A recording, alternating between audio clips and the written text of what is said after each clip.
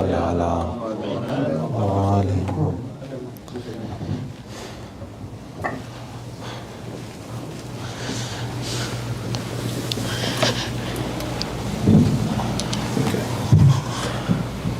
اللهم صل على محمد وآل محمد. اللهم صل على محمد وآل محمد.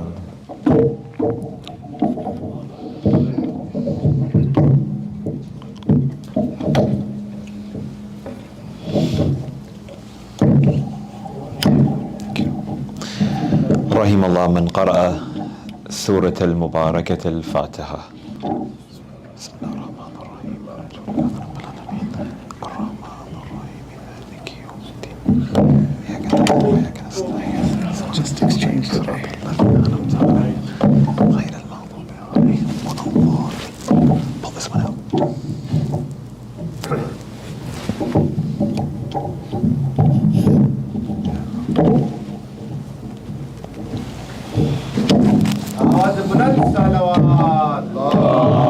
اللهم صل على محمد وآل محمد.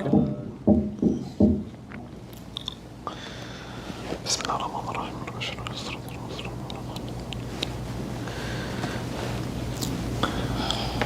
أعوذ بالله من الشيطان الرجيم. بسم الله الرحمن الرحيم وبه نستعين. صلى الله عليك يا سيدي يا مولاي يا رسول الله وعلى أهل بيتك المظلومين.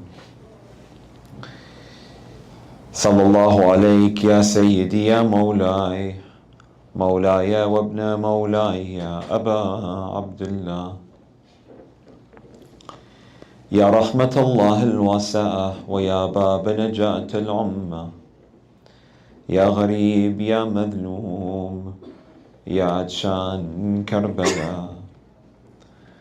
ما خاب من تمسك بكم ولمن من لجأ إليكم سادتي. يا ليتنا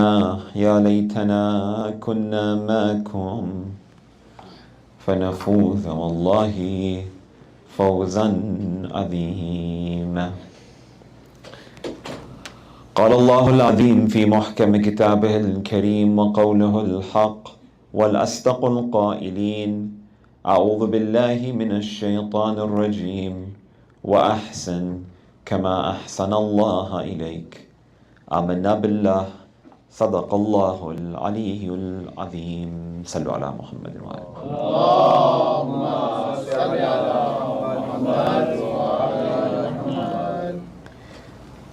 Amongst the most dangerous spiritual ills that a human being can fall into is that of complacency, where we believe that we are okay and no longer do we need to push forward and progress in anything and in everything that it is that we do.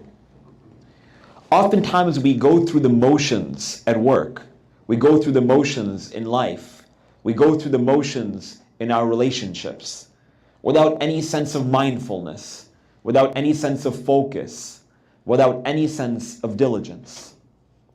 And sometimes that sense of complacency also transfers over into our religious life and our relationship with the Lord of the worlds. In my prayers, I stand and I bow and I prostrate. I perform the ritual often void of the essence of that ritual. We continuously engage in the processes that we engage in, but many a times we're not as focused as we need to be at any given moment. We gave the example a couple of nights ago that if we lose focus of the big picture for one moment while we're driving, God forbid, it could lead to real detriment to ourselves and toward those around us. Similarly, with regards to our hearts and souls, it's identical. The minute that we lose focus, the minute that we lose a sense of understanding and mindfulness of the moment that we are in, it has the potential to lead to long-term detriment to us and to everyone around us as well. Complacency means that we're not getting caught up so much with regards to the distractions that surround us, but we're always finding ways and opportunities to push ourselves forward in this game of life. And when it comes toward faith, when it comes toward spirituality, when it comes to our relationship with Allah subhanahu wa ta'ala, amongst the easiest ways that our soul deceives us is it tells us that you're already doing good enough. You pray, you recite Quran, you fast during the month of Ramadan, you come to the Majlis of Al-Hussein. And so much of this rhetoric is also consistently repeated on pulpits like these ones. You cry for Hussein, you get into paradise. You remember Ali alayhi salam and you're good, don't worry about anything else. No. It was Ali ibn Abi Talib, it was Al-Hussein alayhi salam who motivated and inspired their community to always do a little bit more and to push yourself so that you can reach that ultimate height. I give you that example of Ali ibn Hussein, as-Sajjad. When the Imam alayhi salam was standing and bowing and prostrating, praying in the way that we know that he does, Imam Zainul Abidin, his title is As-Sajjad, the one who was always in prostration. One day, one of his family members, they come to him and they say, "Oh, grandson of the Messenger of God, all you do is pray. Take a break once in a while." To which he tells them, "And give me the prayer manual of my grandfather Ali ibn Abi Talib." And when he scrolls through the prayer manual of his grandfather Amir al-Mu'mineen, he looks at it and he says, "Where is my worship and where is the worship of my grandfather Ali alayhi salam?" Meaning that there's always more room for growth. It was Rasulullah sallallahu alayhi wa alihi wasallam who would be performing tawaf around the holy Kaaba at the time of Dhuhr prayers while he was fasting. You know how hot it was? Burning hot. And he would be performing tawaf around the holy Kaaba. And they would go to the Messenger of God and they would say, "Oh Messenger of God, you're fasting. It's hot outside. Do tawaf in the morning, do it at night. Why are you doing it now?" He says, "Who is more of a servant of Allah Azza wa Jal than I?" That sense of humility that is casted over even the greatest of God's creations, because he recognizes there's always more to be done. Never get complacent in life. Why should we be? When Allah subhanahu wa ta'ala has given us that much potential, such that we are able to reach the heights that undoubtedly He has given us the capacity to reach. You see, my friends, Allah subhanahu wa ta'ala has created us to be perfect in every dimension and in every phase of our lives. And innately, we're consistently desiring to attain the state of perfection. Again, unless we're lazy and unless we're complacent, we always want to grow. We always want to learn more. That innate nature and desire that is within the human being is casted within our souls and within our hearts, but sometimes we dismiss it and we ignore it. A couple of nights ago, we talked about how a child is born curious, consistently desiring to know and to learn. Why is the sky blue? Why is the black cloth black? Why is this thing red? Why? Curious. All of the questions in the world unfold from their mouths. Again, society closes the door to our curiosity. Closes the door to our curiosity, and no longer many a times do we have that desire to learn. But we can't blame our parents, or we can't blame community and society once we become of age, knowing that there's always more to be done. Because what's that going to do? So God reminds us within the whole Quran, سَنُرِيهِمْ آيَاتِنَا فِي الْآفَاقِ وَفِي أَنفُسِهِمْ حَتَّى يَتَبَيَّنَ لَهُمْ أَنَّهُ الْحَقِّ. That Allah subhanahu wa ta'ala states within the whole Quran, and we have put on our display. We have put on display for you our signs. In the heavens and the earth, there are the signs, and all of these signs, the sun and the moon and the stars and the oceans and the rivers and the trees and the clouds and the shadows and so on and so forth, is all meant to allow for us to reach our ultimate destination, which is Him subhanahu wa ta'ala. So we're meant to look up. We're meant to reflect. We're meant to contemplate. Those hadith, what do they tell us? التفكر في الساعة أفضل من إبادة 60 سنة. That contemplating for 1 hour is better than 60 years of worship. What does it mean to contemplate? Contemplation means to appreciate these signs and these blessings of Allah subhanahu wa ta'ala, that are around us, such that they are able to propel us and take us closer toward God and exposing our light, or exposing our heart to a new, unique light that has the capacity to illuminate these hearts and souls of ours that are seeking that growth, that are seeking that inspiration, that are undoubtedly seeking this notion of perfection.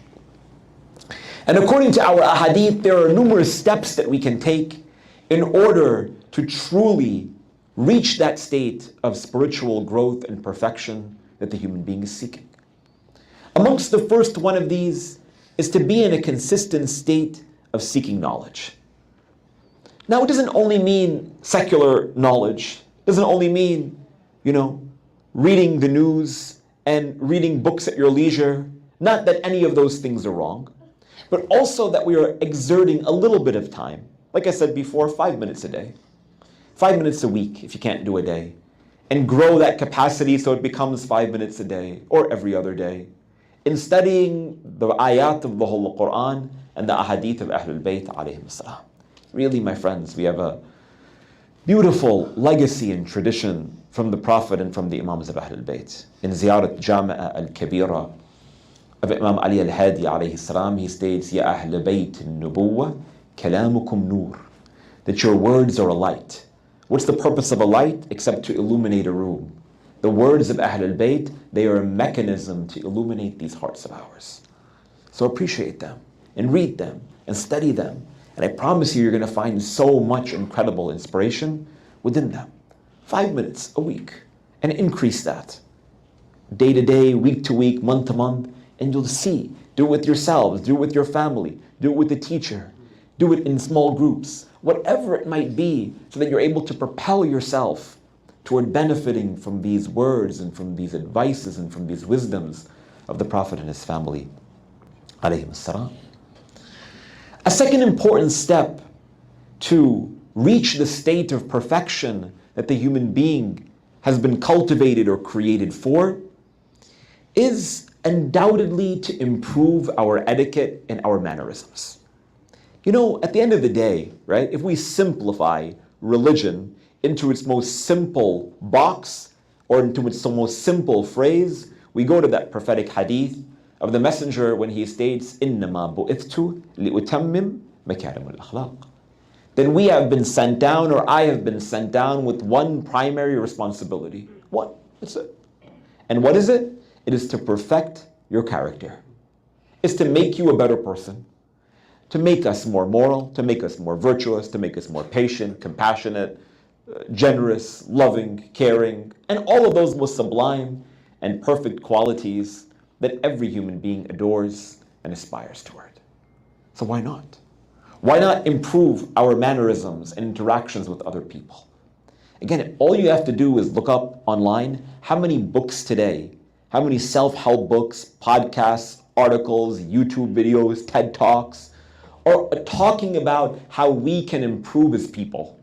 Really, there's an abundance of books and so people who make so much money from those who offer and give advice with regards to how we can improve our character. Because improving our character with people means improving our station amongst them, which means improving our lifespan, improving our wealth, improving X and Y and Z. My friends, that's good and that's great, and read it and listen to it, and I do too. But at the end of the day, you take a look at the ahadith of Ahlul Bayt alayhim as-salam, and you'll see the same exact thing. It talks about how we should engage in social interactions. How when we're talking to someone, we should know their name. We should look them in the eye.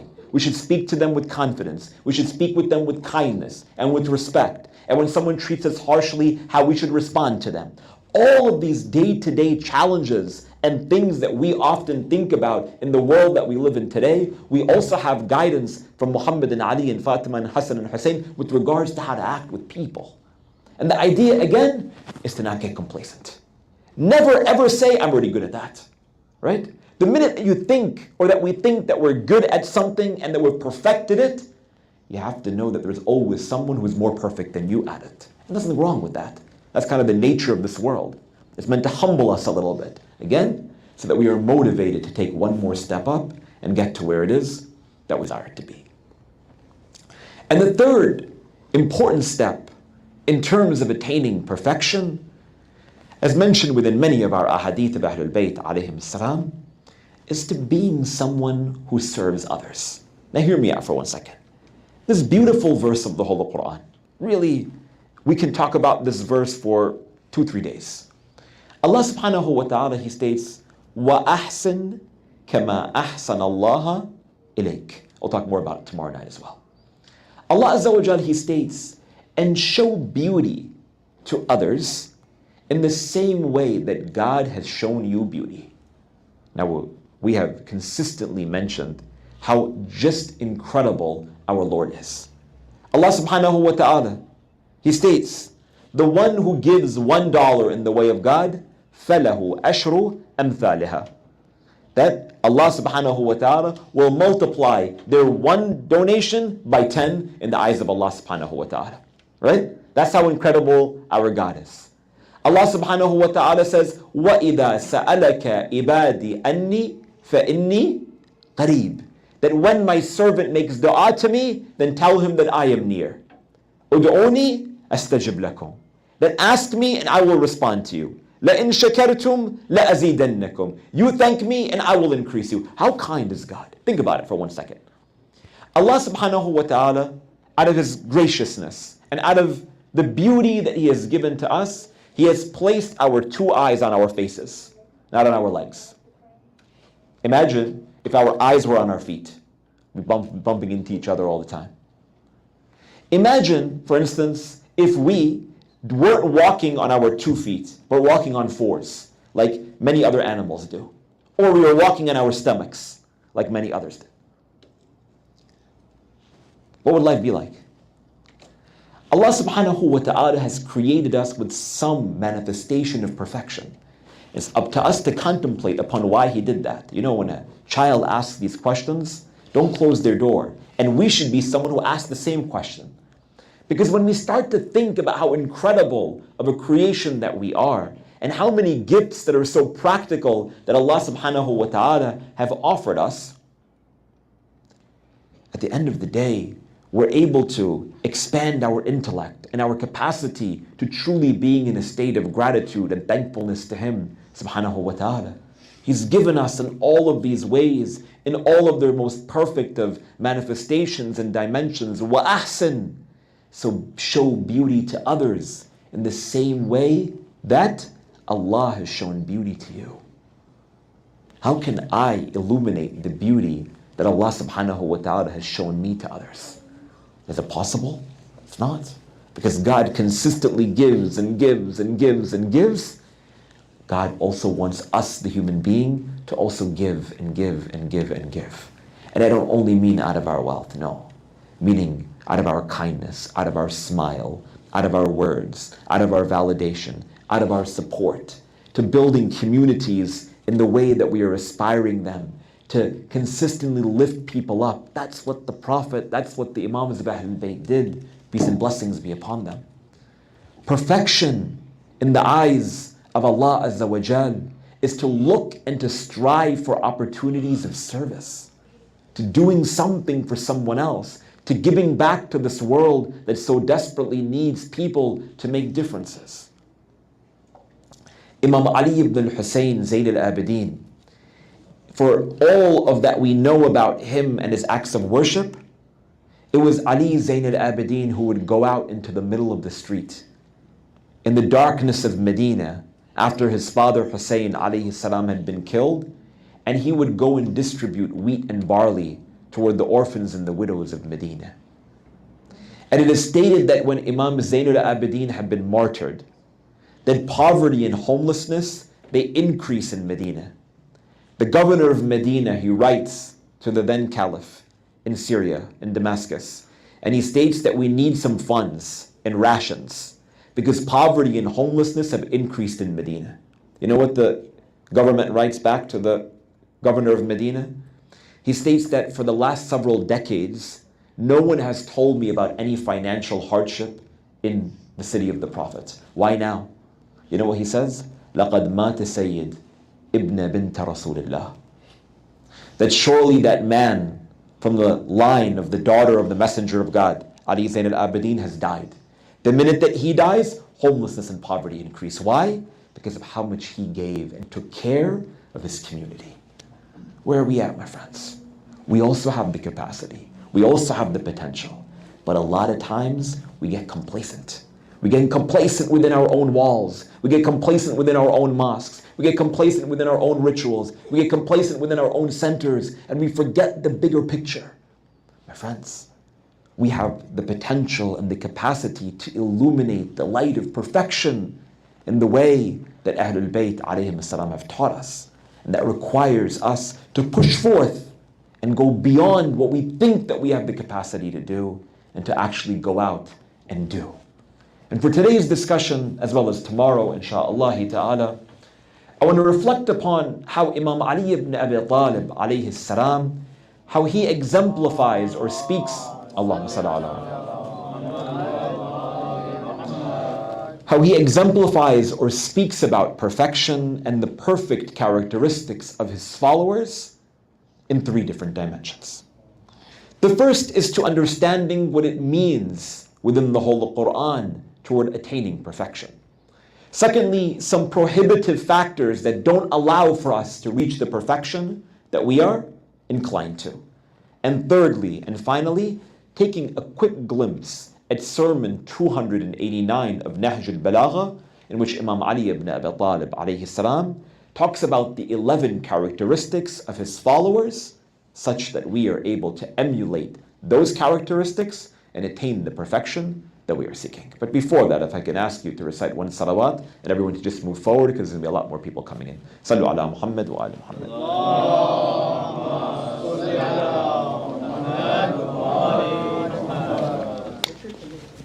Nare Haydari, Haydari, Haydari, Muhammad wa ali Muhammad, salawat. Allahumma salli ala.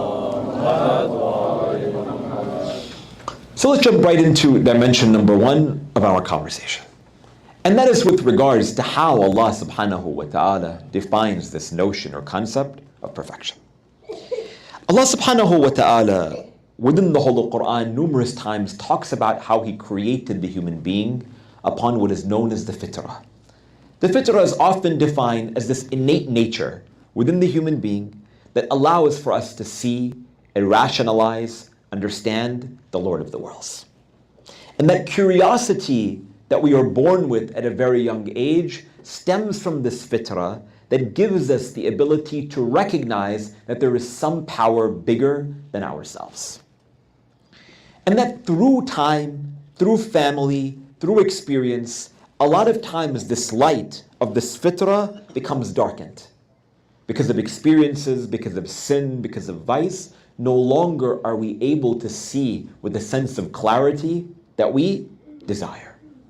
So Allah subhanahu wa ta'ala hints to this notion within the whole Quran. He states, Bismillah ar-Rahman ar-Rahim, وَالتِّينِ وَالزَّيْتُونِ وَطُورِ سِينِينَ وَهَذَا الْبَلَدِ الْأَمِينَ لَقَدْ خَلَقْنَا الْإِنسَانَ فِي أَحْسَنِ تَقْوِيمٍ. He states, surely we have created the human being in the most perfect of forms, in the most beautiful of forms. We have created the human being the way they ought to be created. But then what does God state? ثُمَّ رَدَدْنَاهُ أَسْفَلَ سَافِلِينَ.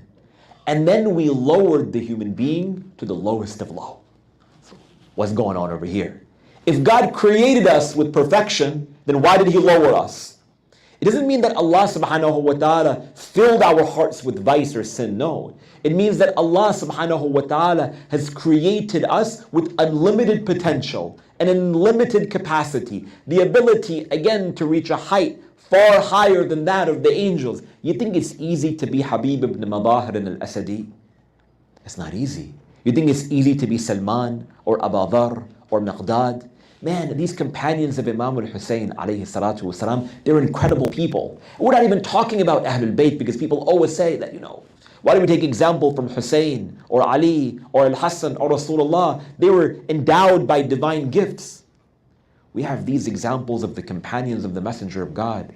We have the example of personalities like that of al-Baneen. They were fallible creations.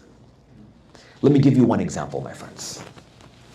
A man by the name of Sa'ad ibn Abdullah al-Hanafi. This man is one of the absolute most incredible companions of Sayyid al-Shuhada al-Husayn alayhi salatu wasalam. Listen to this. At the time of Dhuhr prayers, on the 10th of Muharram, Imam al-Husayn alayhi salam is approached by one of his companions, a man by the name of Abu Thamama as-Sa'idi.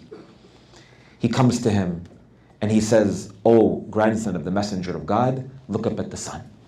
He looks up at the sun and he says, "It looks like it's the time for Dhuhr prayers." Again, arrows, bloodshed, dismembered bodies all around them. The battle begins at the time of Salat al-Fajr. And now we're at the time of Salat al-Dhuhr. You know what Imam al-Husayn tells him? He says, "Ya Aba Thamama, anta amami fil Jannah." He says, "You are going to enter into paradise before me." And he was killed while praying next to the Imam.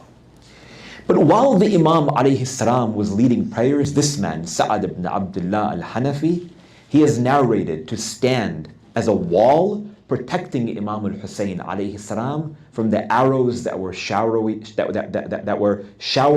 upon the tents of Sayyid al-Shuhada al-Husayn. And you know what the historical reports they state?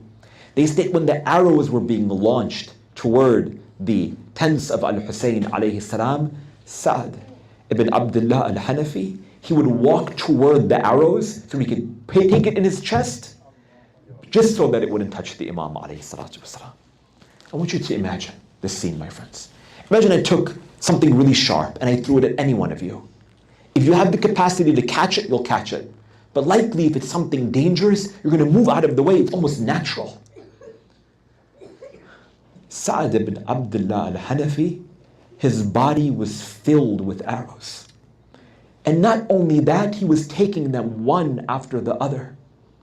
And he still remained alive because he knew he had to stay alive to protect his beloved Husayn alayhi salam. At that moment, when the Imam alayhi salam completes his takbirat of his salat, Sa'ad ibn Abdullah al-Hanafi, he looks at Abu Abdullah and he states, "Wafayt ya ibn Rasulillah." He states, "Did I fulfill my responsibility to you, O Imam al-Husayn?" To which the Imam salamullah alayhi says, "Ya Sa'ad, anta amami fil Jannah." You are going to enter into paradise before me. And at that moment, Sa'ad ibn Abdullah al-Hanafi, he fell to the ground and dies. Allahu Akbar. That, my friends, is perfection. Allah subhanahu wa ta'ala says that we have created you with the greatest of potentials and with the greatest of capacities. لَقَدْ خَلَقْنَا الْإِنسَانَ فِي أَحْسَنِ تَقْوِيمٍ ثُمَّ رَدَدْنَاهُ أَسْفَلَ سَافِلِينَ. But we lowered you into this dunya and we put you through the trials and tribulations of this world. And it's up to you to determine whether or not you want to ascend back to that height. This is the example of Sa'ad ibn Abdullah al-Hanafi. I'll take you to another example, that of Ubaydullah ibn Hurr al-Ju'fi. Ubaydullah ibn Hurr al-Ju'fi was a man who decided that he didn't want to have anything to do with any of these struggles that were taking place after the passing of the Prophet sallallahu alaihi wasallam. When Imam Ali alayhi salam asks him to support him in the battle of Siffin, he says, "No, I'm good." When Imam al-Hasan alayhi salam tells him that, "Hey, you didn't support my father at Siffin, support me against Muawiyah," he says, "I don't want to get involved in this conflict." And when Imam al-Husayn alayhi salam was on his way to Kufa, he reaches and he sees on that journey Ubaydullah ibn Hurr al-Ju'fi as well. Listen to this. The Imam alayhi salam, he sees this man who he's known for generations. He goes up to him. He says, "Oh Ubaydullah." He says, "At Siffin, you rejected my father. Decade earlier, you rejected my brother. It's all forgotten. Don't worry about it. Come with me. We are going and we will go to Karbala, and you have the potential to eradicate every one of your sins and every one of your vices. All I need from you is you to come with me." Imagine, the Imam alayhi salam offers the man a personal invitation. You know what Ubaydullah ibn Hurr al-Ju'fi responds to Imam al-Husayn? He says, "Oh Abu Abdullah, let me think about it." Okay. He says, "Think about it." He goes back into his tent He thinks about it for a little while. Then he comes back to the Imam alayhi salam. And he says, Ya ibn Rasulullah, thank you. Appreciate the offer. It's very kind of you. Very generous. Me, I can't come. But instead, I have a gift for you. The Imam tells him, what do you have? He says, I have the fastest horse in all of Arabia. You can take my horse and you can utilize it during the course of battle. The Imam tells him, I don't need you, nor do I need your horse. In fact, you are going to need the horse. And by God, later on, if you read history, he needed that horse to run away from the Umayyads. Imagine, what's the difference? One of them who knew their potential. One of them who didn't get complacent. One of them who said, I am going to give it all for that which is truthful, for that which is virtuous, for that which is beautiful. While the other says, I'm not ready for that commitment just yet. لَقَدْ خَلَقْنَا الْإِنسَانَ فِي أَحْسَنِ تَقْوِيمٍ ثُمَّ رَدَدْنَاهُ أَسْفَلَ سَافِلِينَ إِلَّا الَّذِينَ آمَنُوا وَأَمِلُوا الصَّالِحَاتِ فَلَهُمْ أَجْرٌ غَيْرُ مَمْنُونٍ. That for those who believe and those who do good deeds, their rewards are accumulated and they're only with Allah subhanahu wa ta'ala.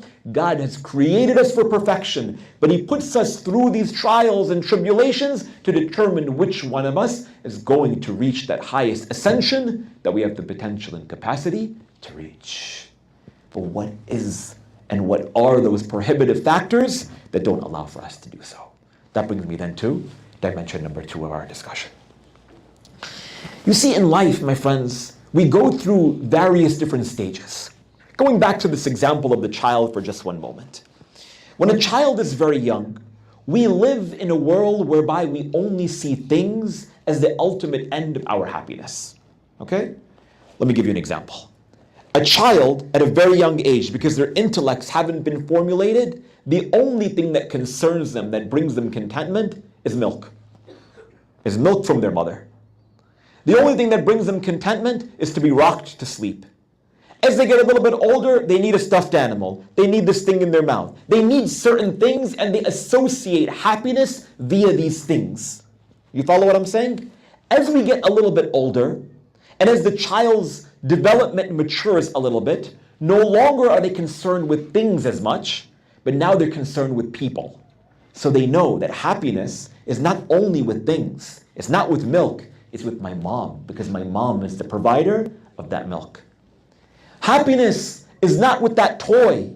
It's with my dad, who is the one who brought home that toy for me. And we start to associate, and those people are that which bring us happiness and contentment. And then thirdly, as we get older, the child gets older, we start to enter into a new phase of our life, where we realize that contentment is not only with milk, and not only with people, but it goes beyond that as well. Contentment is with that sense of curiosity, looking up at the sun, putting my feet in grass or in the sand, or playing with mud. Playing and that sense of development that comes from a sense of curiosity is something, like we said before, encouraged, something like we said before is innate, and undoubtedly brings contentment toward that young person. And as we get older, we go through these different experiences within our life.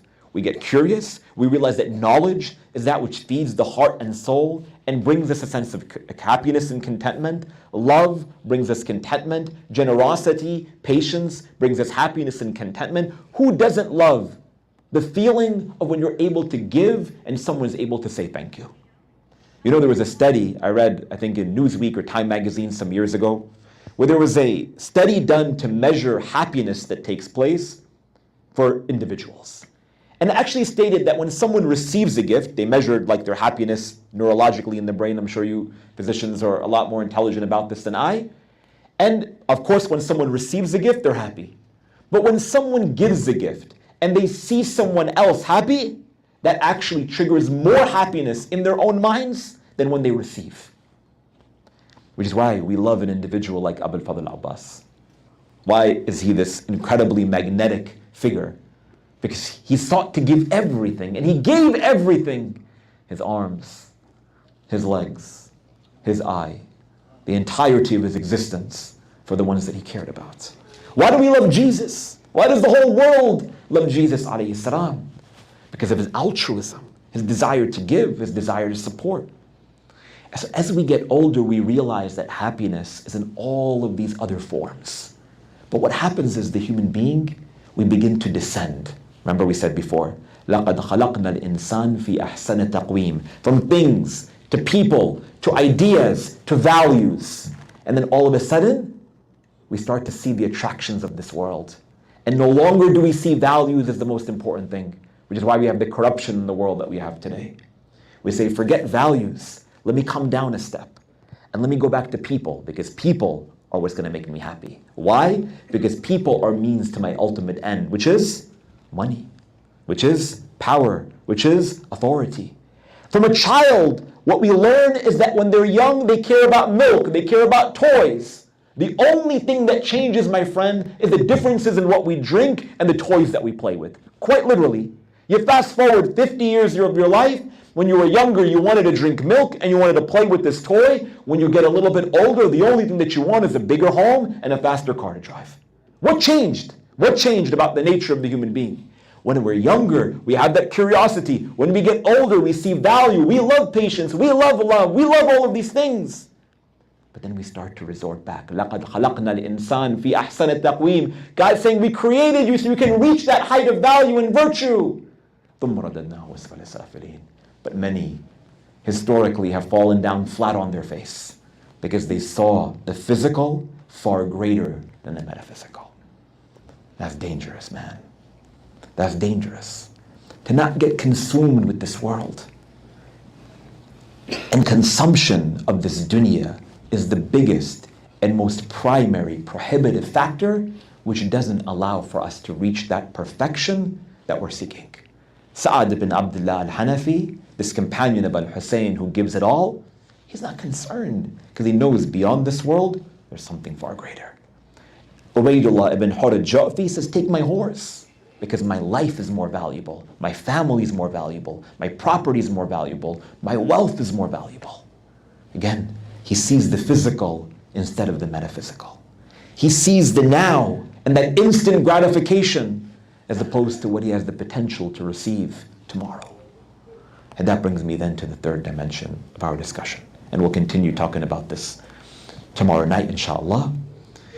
In Sermon 289 of Nahj al-Balagha of Imam Amir al-Mu'mineen alayhi salam, or in saying 289, the Imam alayhi salam, he speaks of 11 qualities and characteristics of the human being, of his Shia, of the one whom he loves. And I want to take a look at each and every one of these 11 characteristics, the first few tonight and the rest of them tomorrow, bi'idhnillahi ta'ala, such that we seek toward embodying these characteristics that the Imam alayhi salam is calling us to.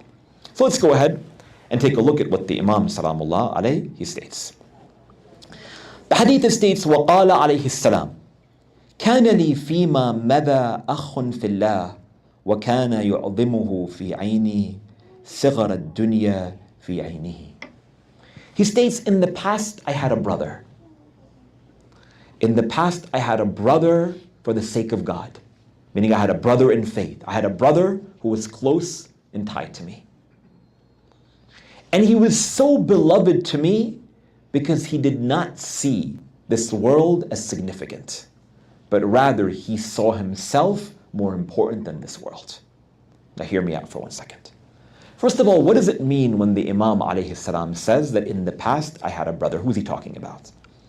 According to different commentators of Nahj al-Balagha and the ahadith of Ahl al-Bayt, some will state, for instance, that this brother that he was talking about was the Messenger of God sallallahu alaihi wa alihi. Because on that day when the Prophet alayhi salam, he migrates from Mecca to Medina, we know that he establishes the system of brotherhood, and after he appoints everyone with a particular muhajir, with an ansar, Imam Amir al-Mu'mineen goes to Rasulullah and he says, O Messenger of God, who have you appointed for me?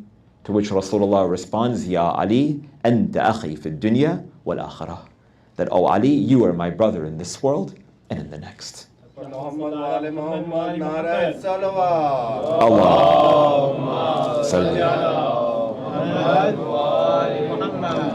So some state, for instance, that this brother is Rasulullah. Others state that maybe it's Abu Dhar, Maybe it's Miqdad, maybe it's Salman, maybe it's someone else from amongst the other companions of the Imam alayhi salam. At the end of the day, it doesn't really matter. The Imam alayhi salam is talking about someone who was magnificent and glorious in the eyes of Ali ibn Abi Talib.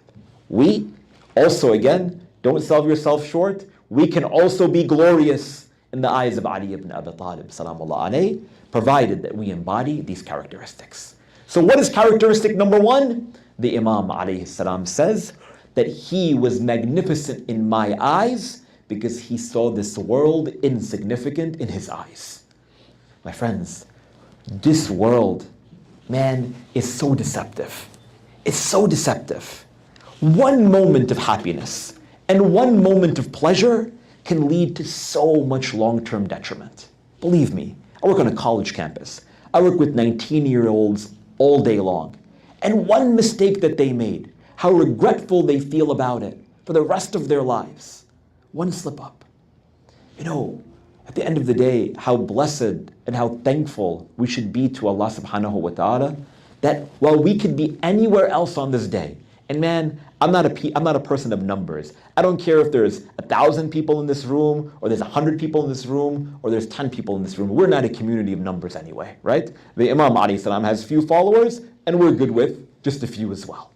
Numbers don't matter, but the gratitude that we should show to Allah Azza wa Jal for being in this space, on this particular eve, on this particular night, when we could literally be doing anything else other than literally coming over here to cry for the grandson of the Messenger of God. One mistake that we made 5 years ago, 10 years ago, 20 years ago could have taken us on a completely different path than where we are today.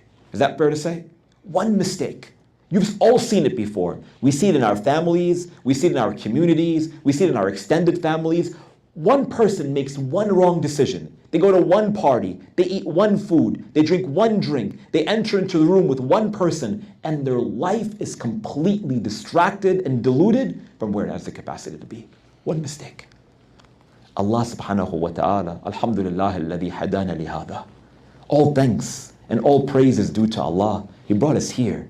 Doesn't matter where you were yesterday. Doesn't matter what mistakes we made in the past, we've all made them. But the fact is that God is nice, and He is kind, and He is merciful, and He is beloved to His creation. And we should be in a state of gratitude that we are here today. Because again, this world, the minute that someone walks down and treads on that path of infatuation with this dunya, life could be miserable. They said that one day, there was a man who had come to Amir al-Mu'mineen alayhi salam, and he says, "Oh Amir al-Mu'mineen, I want you to explain to me the nature of this dunya." He says the whole Quran talks really down upon this dunya. You in your ahadith talk really down on this dunya. If you read Nahj al-Balagha, almost every page, the Imam alayhi salam is condemning this world. He says, what is the nature of this world? The Imam alayhi salam says, come with me. And they begin to walk. And they're walking down the street, and the Imam alayhi salam, he says, look down to the end of the street. What do you see?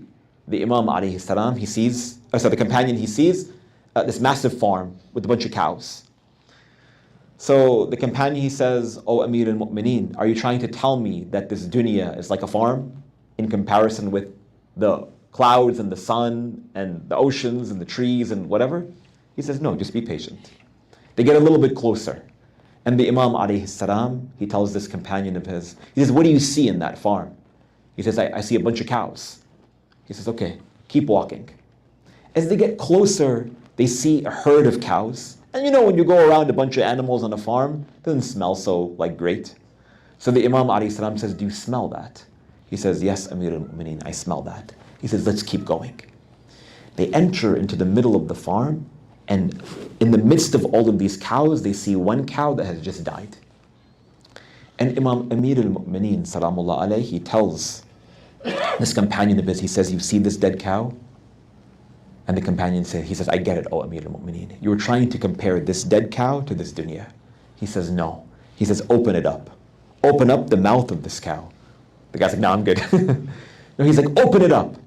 The man, he kneels down, he opens up the mouth of this cow, and he sees, the Imam tells him, he says, "See between his teeth, what do you see?" He says, "I don't know, some grass that he ate, before he died. He said that bit of grass that is between the two teeth of this dead cow is symbolic of this dunya. It's disgusting. It's low. It's insignificant. And the entirety of the world seeks it and is in love with it and is infatuated with it. In another occasion, it is said that Jesus alayhi salam, he is approached as he is in a state of obedience and worship to Allah subhanahu wa ta'ala. He is approached by this elderly lady who has this really awful fragrance to her, wearing a wedding dress. And Isa alayhi salam says, "Who are you?" And she says, "O Isa, I have been sent by Allah subhanahu wa ta'ala to propose to you in marriage." So he says, "No, I'm good. I don't want to marry you." So she says, "Why not?" So he says, "Who are you?" So she says, "I am symbolic of this dunya. People marry me and marry me and marry me, and they have no idea what I look like or how I smell or what they're attracted to in the first place. The only thing that they do is see the white dress and they rush toward me." In other words, what? That this dunya comes in this physical form that is seemingly attractive to us, and yet it is the most dangerous of dangers that we encounter within this world. We're not trying to say that we need to go into a mountain and worship God all day long and fast during the day and pray during the night. But it's about attachment to this world. The Imam alayhi salam doesn't say that this man abstains from this world entirely. No, it's the fact that the Imam alayhi salam says that he is beautiful in my eye. He has a high rank in my eye because he knows the lowliness and the insignificance of this world. No attachment to it.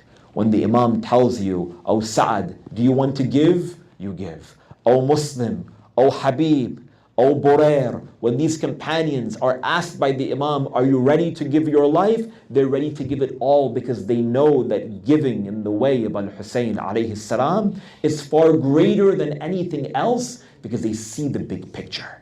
To sacrifice a little in order to gain a lot tomorrow. The Imam alayhi salatu wasalam, again, he states in this sermon, he states, "Kana li fima madha akhun fillah," that in the past I had a brother in faith. وَكَانَ يُعْظِمُهُ فِي عَيْنِي, I would honor him and glorify him within my own eyes, meaning he was larger than life in my eyes. صِغَرَ الدُّنْيَا فِي عَيْنِهِ, because he saw the lowliness of this world in his eyes. Then the Imam alayhi salam, he continues. He states, وَكَانَ خَارِجًا مِنْ سُلْطَانِ بَطْنَهِ, and that this man, this brother of mine, that he was not bound by the desires of his stomach. On one level, it could literally mean that he is not so overly consumed with food. But on another level, when the Imams or when the Prophets, they talk about the shahwa of the stomach, it means the desires of the body. The desire for sleep, the desire for sex, the desire for food, the desire for money, the desire for power, the desire for all of the things that this world consumes us by. The Imam alayhi salam states that those forces were not a power and authority over this brother of mine. That we don't get consumed with this world again. That we don't get consumed by these desires. And it's hard. It's not easy. Especially that of food. When you see food in front of us, we eat with our eyes before we eat with our mouths. We eat with our eyes before we eat with our tongues and with our stomachs. And that goes with all of our other senses as well. In that famous line, the Imam alayhi salam, he states, "Ya Shi'at al Abi Sufyan," on the day of Ashura, as he calls out to the army of Umar ibn Sa'ad, "Ya Shi'at al Abi Sufyan, in lam yakun lakum deen wa la yakhafun al-ma'ad, fakunu ahraran fi dunyakum." He states, "O followers of Abu Sufyan, if you don't have any religion, and you don't have any morality, nor do you fear a day of judgment, then at least be free in this world." Meaning that do not be shackled by the desires of this dunya that take you away from being a decent human being. When did the Imam say this? When the Imam alayhi salam was trying to get some water in the last moments of his life, and the army of Umar ibn Sa'ad said, "Let us go and loot the tents of the women of Al-Hussein while he drinks." The Imam was telling him, have some dignity. There are women and children there. And one of their men, at the very least, is still alive. Why are you so shackled with money and with wealth and with property? The Imam alayhi salam condemns them at that moment. You don't need to be someone religious. You don't need to be someone with a high moral standard to being someone who knows that there are boundaries in life. And that we channel these desires for something positive. That we eat when we need to eat. And we enjoy the good things when we have the capacity to enjoy, provided they're halal, provided they come out of our own wealth. That we have instances, my friends, and I'm not trying to keep on honing in on the same point, but I'll say it again because it's so real. There are people who they live with their spouse for 20 years. 20 years. They get along with them. They go through the difficulties and hardships of life. They go through the ups and downs and the financial turmoils that many people go through when they're young and their marriage and so on and so forth. And after 15 or 20 years, they say, I'm done. I'm done with my wife. I'm done with my husband. I want to get a divorce. Why? I'm not attracted to you anymore. I don't like you anymore. That person who supported you and who aided you for a decade plus and went through all of the hardships with you. You went to school together, you studied together, you went through financial hardship together, maybe you even had children together, you started business together, you validated one another. Now, just because it says in your marriage contract that you have the right of divorce, or vice versa, the man says, no longer do I want to be married to you because I have the right of divorce, that's it, I'm done. It's crazy. Sometimes one glance in the wrong place, it creates drama and controversy like this one. And if you don't believe me, man, go and see our communities and go and see the world that we're living in. The Imam alayhi salatu wasalam, he states that amongst the qualities of that brother of mine, amongst the qualities of perfection, is that we don't allow for ourselves to be shackled to desires of our bodies. And you see on the day of Ashura, how the army of Umar ibn Sa'd, the only thing that they saw again was gold. The only thing that they saw again was power. The only thing that they saw again was authority. The Imam alayhi salatu wasalam, he continues and he states, فَلَا يَشْتَهِي مَا لَا يَجِدْ وَلَا يُكْثِرُ إِذَا وَجَدْ. He states, salamullah alayhi, he did not long for what he did not get. If you lost something, you lost some money, you lost some property, you lost life, it's okay. Some things are in the control of Allah subhanahu wa ta'ala. And when we got something good and when we received a blessing, وَلَا يُكْثِرُ إِذَا وَجَدْ. We don't just desire more and more and more. We know that there's a balance, there's a threshold to what it is that we receive. That we're content, in other words. We're content when we lose, and we're content when we gain. We'll talk more about these characteristics and qualities tomorrow night, but just about this last line from the Imam alayhi salatu wasalam. To being in a state of contentment when we get something is often a lot easier than when we lose something. You get something, you get a new job, you get a raise, you make some money, whatever it might be, we're happy with it, at least for a short period of time. But a lot of times when people go through hardship and they lose some of that, they ask, oh Allah, why? Why did you take this away from me? Why did you take this family member from me? Why did you take this wealth from me? Why did you take this job from me? Why did you take this health from me? I don't know. We talked about that a little bit last night with regards to trials and tribulations and so on and so forth. But Allah subhanahu wa ta'ala wants to see how we are going to react when we go through that sense of turmoil. It's not easy, understood, but we learn from these giants, and we learn from our masters, and we learn from our teachers. You know how difficult it is to lose a loved one? I'm sure every single one of you have lost someone that you care about. We lose a parent, we lose a grandparent, we lose a brother, we lose an aunt, we lose an uncle. But you know how difficult it is for a parent to lose their child? I don't know. I have no idea. But what I do know is that when our children, they get sick, they get a cut, they start to bleed, especially when they're young, how much a parent overreacts many a times at the smallest illness that a parent has to undergo and endure. Yet do you know what Imam al-Hussein alayhi salam had to go through, watching child after child being butchered in front of him, let alone his eldest son, Ali al-Akbar. كان أشبه الناس خلقا وخلقا ومنطقا برسول الله. That man, that young man, 25, 27 years old, who when Banu Hashim, they wanted to hear the voice of the Prophet, when they wanted to see the Prophet of God, it is said that they would go and they would look at that beautiful face of Ali al-Akbar. Let me paint a picture for you, my friends. You know how much Yaqub loves Yusuf? We know Yaqub has intense love for Yusuf alayhi salam. We talked a little bit about that last night. And when Yusuf alayhi salam finally is given permission to go with his brothers, Yaqub had a little bit of a thought that something might happen to Yusuf alayhi salam. So it is said that he gave him fruits and he gave him vegetables and he gave him gifts. And he said, Yusuf, I look forward to you coming back home soon after you're playing with your brother. It was the first time that he was leaving the shade of his father Yaqub. It is said that Yaqub was standing on a hill watching all of his children go with a little bit of a concern for Yusuf alayhi salam. But Aba Abdullah al-Hussein, when Ali al-Akbar, he walks out of the battlefield and walks through the tents of Umar ibn Sa'd, he sees his son surrounded by rocks and spears and swords, knowing that this is perhaps his last glance at the beauty of his son, Ali al-Akbar. What happens on the day of Ashura? One by one, after all of the companions of Imam al-Hussein alayhi salam had been killed, Ali al-Akbar was the first from amongst the Banu Hashim. He comes to Imam al-Hussein alayhi salam and he says, Ya Aba Halli min rukhsa, oh my father, do you give me permission to fight? And everyone else, the Imam alayhi salam told them no.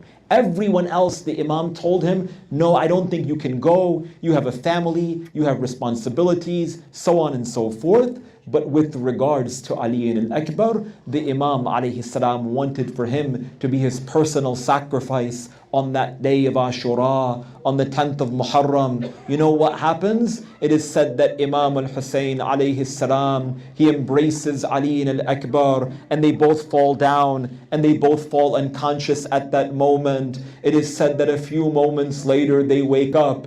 And Imam al-Hussein alayhi salam, Ali al-Akbar is told to please go out and fight. It is said that he gets on top of the horse and he begins to ride toward the middle of the battlefield. He begins to call out, Ana Ali ibn al-Hussein ibn Ali.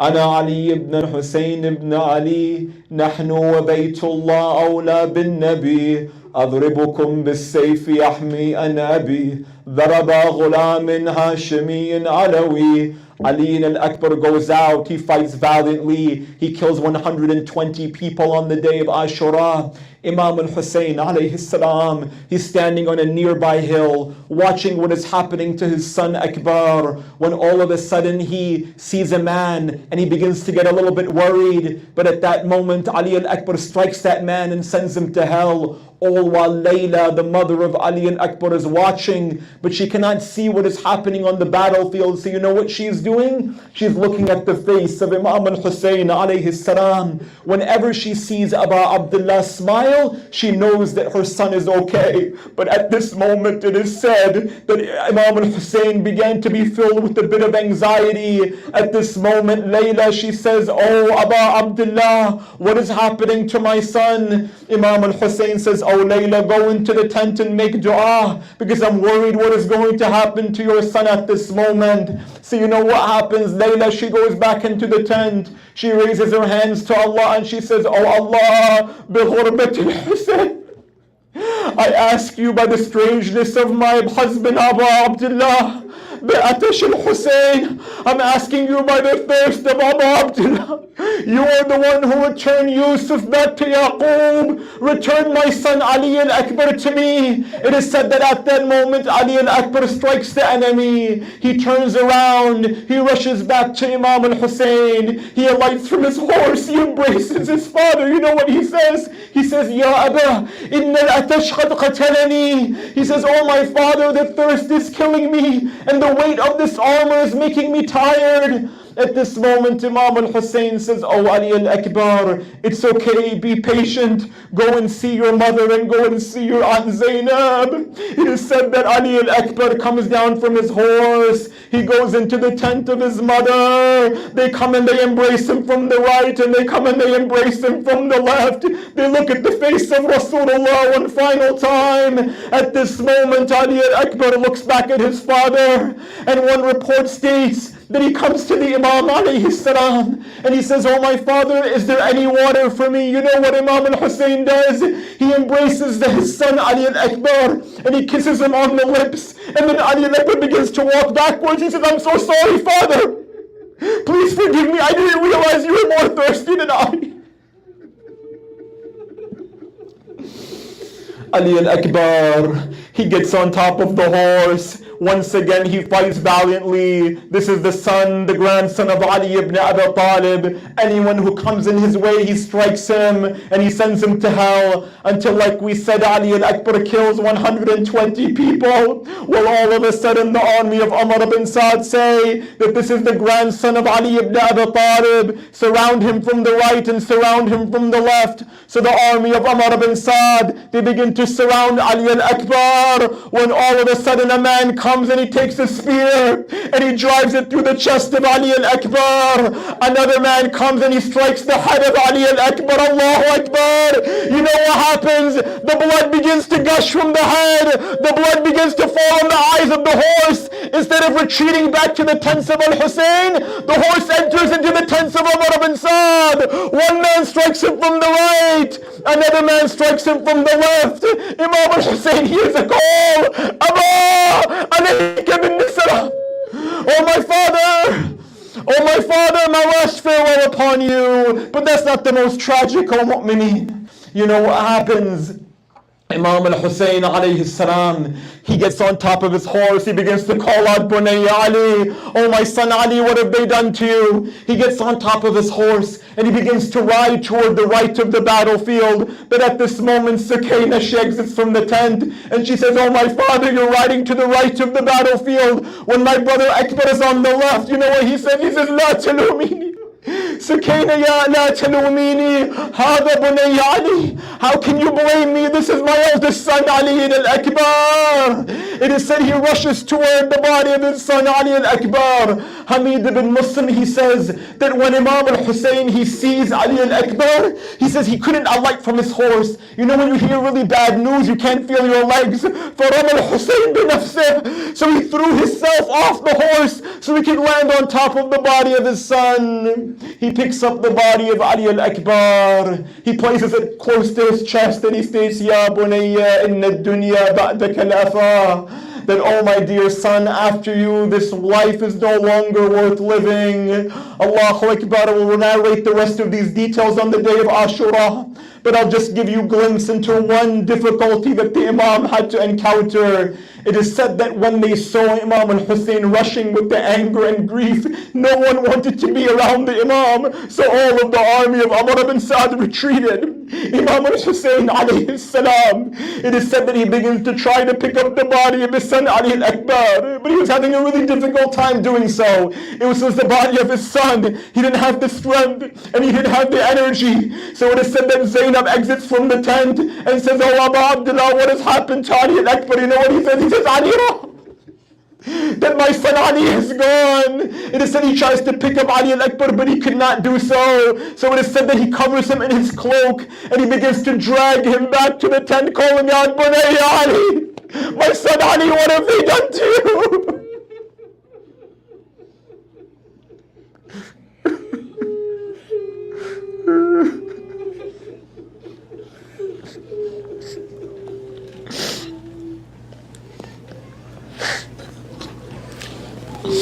Inna Allah, inna lillahi wa inna ilayhi raji'un. We ask Allah subhanahu wa ta'ala, with grief in our hearts and with tears in our eyes, to raise us amongst the Shia of Muhammadin wa Ali Muhammad. We ask Allah subhanahu wa ta'ala to grant us a life that resembles the life of Muhammadin wa Ali Muhammad, and a death that resembles the death of Muhammadin wa Ali Muhammad, and to never separate us from Muhammadin wa Ali Muhammad. We ask Allah subhanahu wa ta'ala to grant us their ziyarah in this life and their shafa'ah in the next life. We ask Allah subhanahu wa ta'ala that for all of us, our family members, our community members, who are going through hardship and difficulty during these days, that by the blessing of Imam al-Hussein in this majlis, to help them and to cure them and to aid them in their hardship. We know that one of the daughters of one of our community members is currently in ICU in intensive care, and they need our dua and our support, as well as many other mu'mineen and mu'minat across the world. So together, 5 times with the ayah of Amma Yujib, we ask Allah subhanahu wa ta'ala to grant them quick support. أعوذ بالله من الشيطان الرجيم بسم الله الرحمن الرحيم أما يجيب المضطر إذا دعا ويكشف السوء أما يجيب المضطر إذا دعا ويكشف السوء أما يجيب المضطر إذا دعا ويكشف السوء أما يجيب المضطر إذا دعا ويكشف السوء أما يجيب المضطر إذا دعا ويكشف السوء وصل اللهم على محمد وآله الطاهرين. مات الحسين. يا حسين.